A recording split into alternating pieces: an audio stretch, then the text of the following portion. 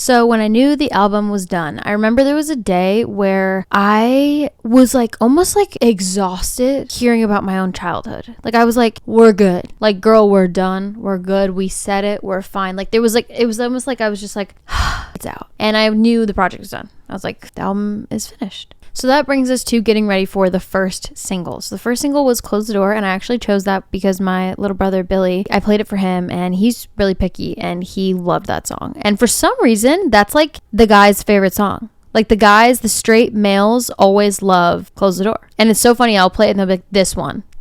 He was like, this is the best one. I was like, all right, cool. I'm going to do it as the first single since you love it so much. This album was originally supposed to come out in like March of 2024, but I finished writing the whole thing in May of 2023. So the first single came out in then August.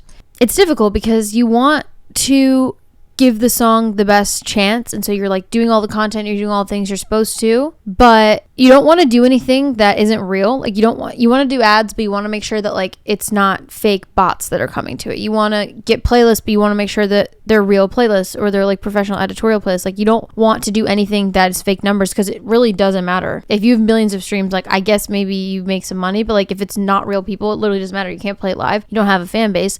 So who cares if you have a million streams? For me, in my career, I want to be able to tour and perform live. I want to only do things that are actually going to translate to real people, right? And so I did the music video. It was my first Vivo music video, which was super cool and fun. And then the second single was Celebrations. And I started kind of spreading out the singles a little bit more. And so I did that one in October.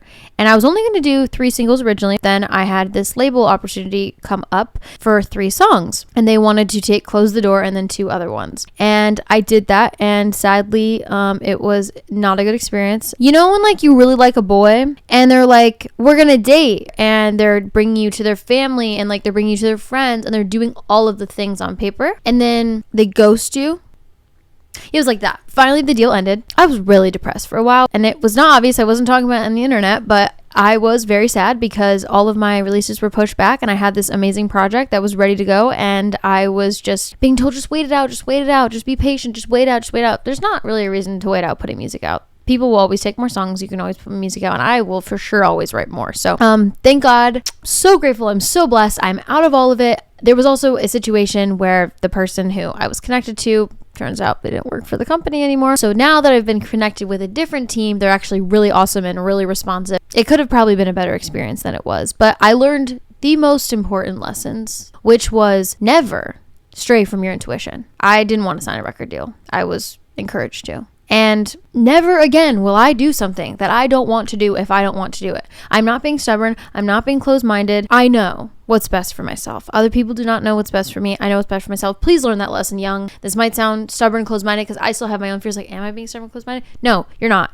You know what you want. You know what's best for you. Follow that. Do that 100%. It's the path of least resistance, again, because it's easy. It's natural. And sometimes we're like, if it's easy and natural, does that mean that it's like wrong? Like, does that mean I'm cheating? No, you're not. You know what's best. So do what you know. I had to learn it the hard way. And then because of some other things, I had to push back the release of my album. So then I released Together Forever. You guys really, really liked it, which I'm excited about because the rest of the project is very similar. And there might be some more on the way. I was thinking about what I wanted to do differently with this project. And I was like, I don't want to just do waterfall, like 8 singles and then put the project out. I wanted to do some singles and then put the project out and then continue putting singles out. And I wanted to make sure that my fans, when you got the project, there was something to be excited about. There was like a group of songs that you'd never heard before. I did then the Celebrations music video, which is not out yet. It will be out soon. I don't know when I want to put it out, but maybe if you guys get Celebrations to like 300,000 streams, I'll release the music video. It's very good and very funny and one of my favorite videos I've ever done. And there's a cameo, and they may or may not be dressed as the Mad Hatter. So that brings me kind of to where I've been the last couple months, where I'm at today. I have completely parted ways with management that I was working with for 3 years. The label deal is done and I am completely independent. I have been thinking a lot about what I want as a team, and recently I've been really interested in focusing more on creating a creative team. I want to be surrounded by creatives that are inspired and are driven and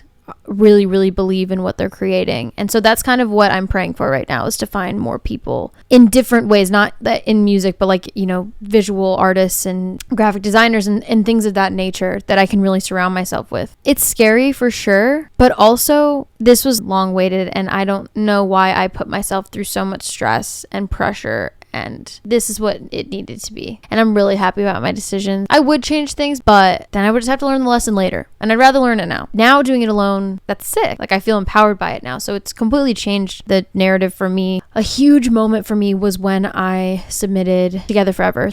Before, I would still like get everything ready and then hand it off, and then someone else would submit it, but this time I was like doing all of it, all of the marketing drivers, writing the press release and submitting it myself, and I just felt so empowered and so excited. And I was like, I don't even care about the stream count, I don't even care about just the other stuff that normally stresses me out. I just felt so excited to have the control and to be able to do that again. I'm literally, nothing will ever stop me. I am a cockroach in a tutu though, and that was huge, and I really, really needed that for myself. Now, the photo shoots that went into all of this was crazy. I did the first original Close the Door shoot with Matt. Then me and Matt also did the Celebrations Obsessive Thoughts one. Then I wanted to do some studio shoots. So my friend Vladdy, who runs a production company called Three Towers Films, we did Together Forever, Breakup Party, Plot Twist. And then I worked with Sammy and did a whole day where we did a ton of outfits, and that was for all the rest of the singles and for the actual cover art. So I worked with 3 different photographers, Sammy, Vladdy, and Matt. You guys have been so helpful for this process, and you've really helped me bring all my visuals to life, and I'm really, really, really grateful. Now, I have to give a moment for JJ, because JJ, he mixes my stuff, he tracks my vocals, he deals with my ass, he listens to me whine and complain and talk and plan and all of it, and he has cared about this project almost as much as me, and that is insane. He has spent so much time helping me finish these songs and bringing them to where they were, because he didn't just mix them. Like for Together Forever, he was like, this needs gang vocals, so we did a studio day. He brought a bunch of friends in, he got everyone to track vocals, he called a bunch of girls, he was like, okay,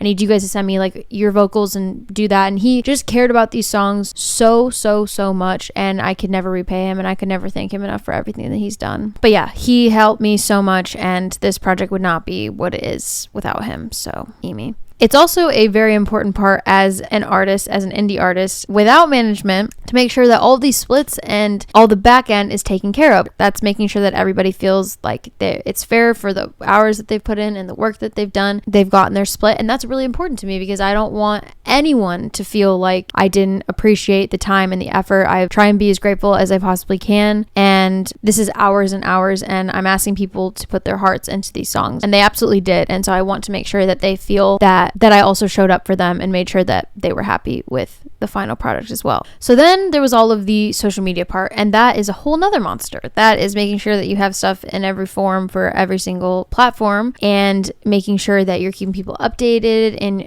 I have a group chat with my diehard fans, and I make sure that they get things early and they get things first. And then I have my channel that I also update for everyone if they want to see what's coming on next. And then for this album, I did not want to put this album out, like I said earlier, and just have it out.